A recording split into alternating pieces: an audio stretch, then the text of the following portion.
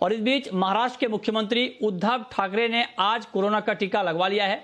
मुंबई के जेजे अस्पताल में मुख्यमंत्री उद्धव ठाकरे ने कोरोना की पहली डोज आज ले ली है।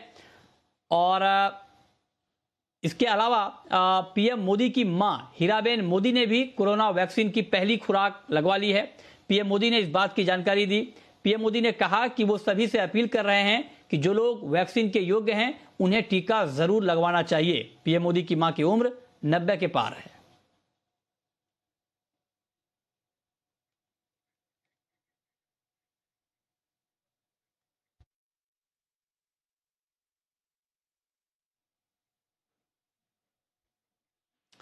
और अब आपको एक बेहद दिलचस्प रिपोर्ट हम दिखाने जा रहे हैं और इस रिपोर्ट को देखने के बाद आपके मन में जो भारतीय वैक्सीन है कोवैक्सीन, इसको लेकर जो भी कंफ्यूजन है वो बहुत हद तक या यूं कहें कि पूरी तरह से दूर हो जाएगा।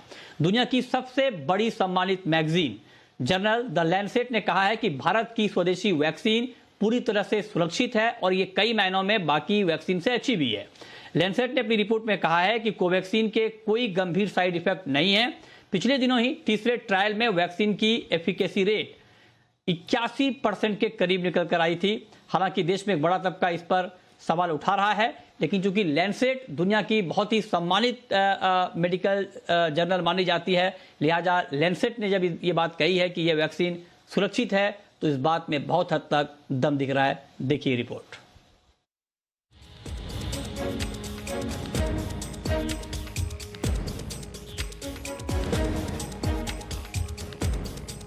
जरा इन तस्वीरों को देखिए। चश्मे के पीछे से झांकती आंखों में गौर से देखेंगे तो आपको भरोसा दिखाई देगा। भरोसा देश पर और देश में बनी कोरोना की वैक्सीन पर, जिन्होंने उन सवालों पर विराम लगाने की कोशिश की जो स्वदेशी वैक्सीन पर ही उठ रहे थे।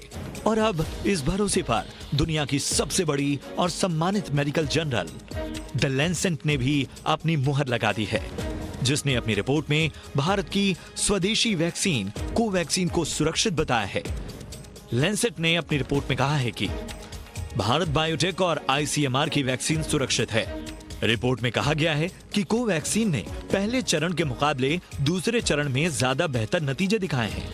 कोवैक्सीन ने शरीर में वायरस के खिलाफ एंटीबॉडी रिस्पांस बढ़ाने में मदद की। वैक्सीन से कोई गंभीर साइड इफेक्ट सामने नहीं आए। हालांकि ये रिपोर्ट दूसरे चरण के परीक्षणों के नतीजों पर आधारित है। लैंसेट के मुताबिक फाइनल रिपोर्ट तीसरे चरण के नतीजों की जांच के बाद ही दी जाएगी।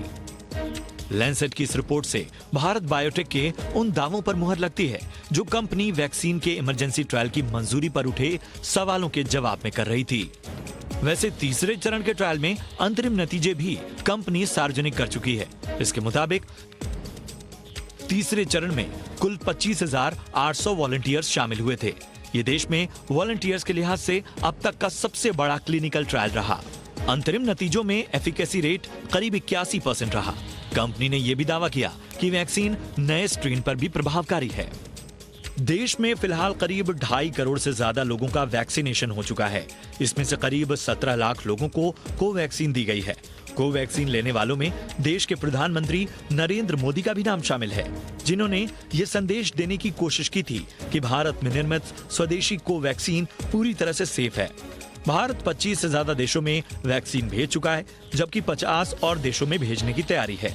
इसमें कोवैक्सीन की बड़ी तादाद है और लैंसेट की इस रिपोर्ट के बाद भारत ही नहीं दुनिया भर में कोवैक्सीन को लेकर लोगों में भरोसा बढ़ेगा।